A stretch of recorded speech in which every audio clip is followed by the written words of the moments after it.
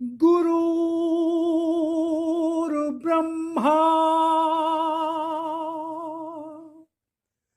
गुरुर्विष्णु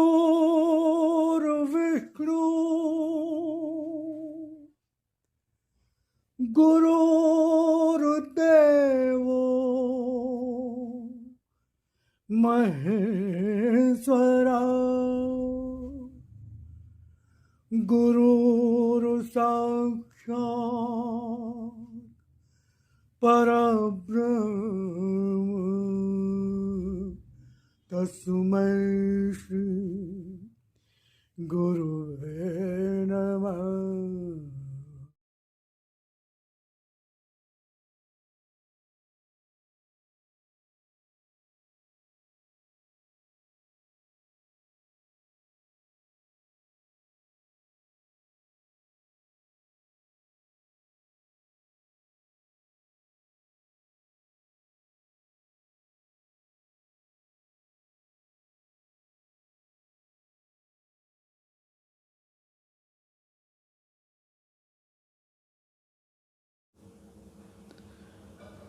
ॐ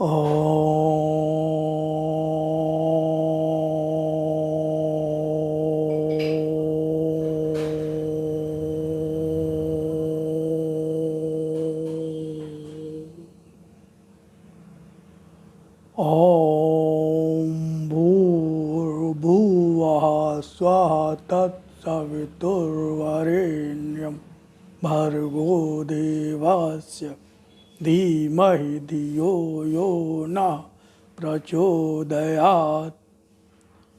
हे प्राण स्वरूप, दुख नाशक, सुख स्वरूप परमात्मा, मैं तेरे उस अनिर्वचनीय तेज का ध्यान करता हूँ जो आनंद देने वाला है। हे प्रभु, मेरी बुद्धि को, मेरे कर्मों को अपनी ओर ले चल। ओम ओम ओम। भगवान ने कहा, जन जन तक पहुँचो, जहाँ अंधकार है उस मन तक पहुँचो जहाँ मेरी पुकार है। इसी उद्देश्य की पूर्ति हेतु मैं इन वाणी की सामग्री को आपके समक्ष लाता रहा हूँ, लाता जा रहा हूँ, लाता रहूँगा। तो शुरू में मैं भगवान की वाणी का परिचय देता हूँ, जिसमें 2 से 3 मिनट लगते हैं। उसके पश्चात भगवान की वाणी का प्रारंभ होता है। अगर आप बहुत व्यस्त हैं, समय नहीं है, तो मैं समय दे देता हूँ कि कहाँ से भगवान की वाणी का प्रारंभ होगा। तो समय का अभाव होने पर आप वहाँ से उसको सुन सकते हैं, अन्यथा मेरा तो निवेदन आग्रह होगा कि आप उसको पूरा ही सुने। ओम ओम ओम राम।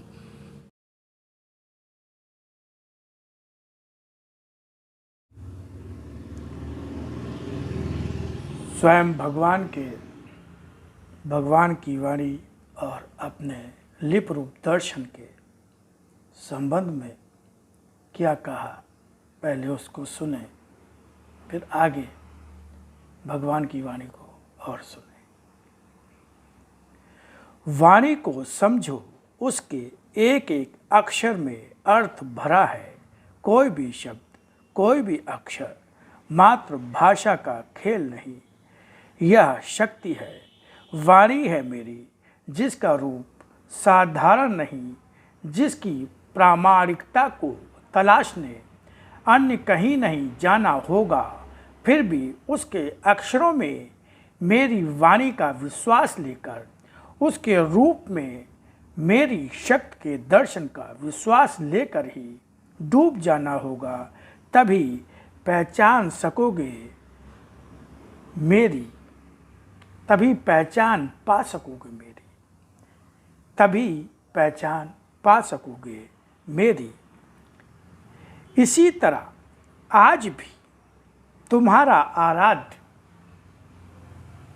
भगवान ने जिस तरह से भगवान श्री राम, भगवान श्री कृष्ण आए और उन्होंने असत्य धर्म का नाश किया। जब प्रभु श्री राम आए तो रावण मारा गया।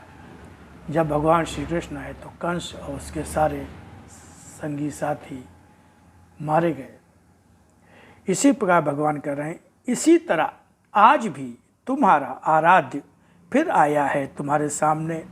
इसका रूप आज है वही जो पहले भी और सदा से ही पिता के रूप में, भगवान के रूप में कहते और पुकारते रहे हो अपने कष्ट भरे क्षणों में।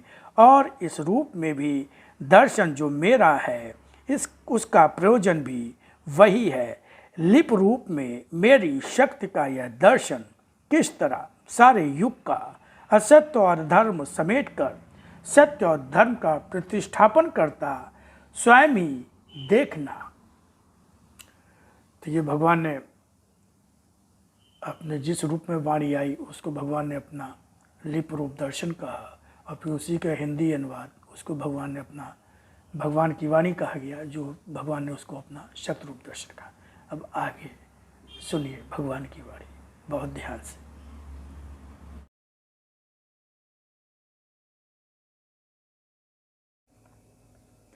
हिंसा मेरे निकट कभी क्षम नहीं होती। हिंसा यही नहीं कि उसमें मनुष्य और पशु का अंतर हो, कष्ट मनुष्य और पशु को समान ही होता है। और तुम हर मंदिर, मस्जिद, तीर्थ स्थानों पर जाकर भी अगर मन से हिंसा न निकाल सके तो तुम्हारी पूजा कैसी, तुम्हारा धर्म कैसा। क्या पशु में भी भावना नहीं होती, जीवन नहीं होता, अथवा उसे कष्ट की अनुभूति नहीं होती? किंतु तुम्हारे लिए तो पशु के कष्ट के बारे में विचार करना भी व्यर्थ होता है, निरी मूर्खता होती है। तुम्हारा दिया कष्ट वह पशु को हो अथवा मनुष्य को समान ही पाप का भागी बनाता है। यह पाप न गंगा में नहा लेने से धुलता है, न तुम्हारे महंगे पूजा प्रसाद से, ना ही मूल्यवान वस्त्र मेरी प्रतिमा को पहना देने से। उस दोष का कष्ट इस जन्म में भोगो या अगले में, किंतु भोगना ही होगा। उस कष्ट को जो जिस रूप में भी हिंसा करता है उसके जीवन की वह हिंसा मेरे निकट कभी भी क्षम नहीं होती। मानवता की हत्या करने वाले वे हाथ किसी के भी किसी भी रूप में क्यों ना हो, दृश्य हो अथवा अदृश्य, उनको मैं किस प्रकार नष्ट करता हूँ स्वयं ही देखना। वह शरीर जो हिंसक भोजन से पुष्ट किया गया क्या मेरी पूजा का फल पा भी सकता है? मनुष्य हो या पशु पक्षी, मैंने हर बार बताया है कि स्वयं मेरी ही अपनी रचना और मेरी ही अपनी श्रेष्ठ के ऐसे अंग हैं जो स्वयं में मेरी ही अपनी शक्ति, मेरे ही अपने सुंदर रूप के प्रमाण हैं। उनकी अपनी जीवनी शक्ति के रूप में मैं ही हूँ। जो कष्ट स्वयं तुम्हें अनुभव होता है, क्यों सोचते हो फिर कि उसका अनुभव उनके मात्र पशु पक्षी होने से ही उन्हें नहीं होता? मेरी कृत्य को नष्ट करने की चेष्टा करना अनाधिकार चेष्टा ही होती है, वह भी ऐसी चेष्टा जहाँ मानवता की हत्या होती है। किसी की बलि चढ़ाकर मनुष्य किस प्रकार मुझसे कुछ प्राप्त करने की आशा कर सकता है? मुझसे कुछ प्राप्त कर सकने का प्रश्न ही समाप्त हो जाता है। जहाँ मनुष्य का अपराध मनुष्यता की सीमा को पार करके मेरी सीमा में पैर बढ़ाने का भी प्रयत्न करता है, उन अपराधों का दंड उसको मिलता नहीं जिसके लिए कुछ मांगने हेतु बलि चढ़ा दी गई है। इस अपराध का दंड उसी को भोगना पड़ता है जिसके द्वारा यह होता है, और दंड पाता है वह जो उस अपराध की प्रेरणा देता है। धर्म के रूप को पहचानो, सत्य सत्य को समझो और भावनाओं को सही अर्थों में शुद्ध रूप दो। यदि तुमसे कोई पाप कर्म हो जाता है, किसी भी रूप में किसी भी व्यक्ति का जीवन तुम्हारे द्वारा नष्ट हो जाता है, यदि अनजाने ही होता है और उसका प्रायश्चित तुम्हारी आत्मा में समाया है, तो कोई भी अनुष्ठान न करने पर भी पाप का बोझ हल्का अवश्य हो जाता है, मिट नहीं सकता। पाप को ढोना ही होता है। ओम ओम ओम।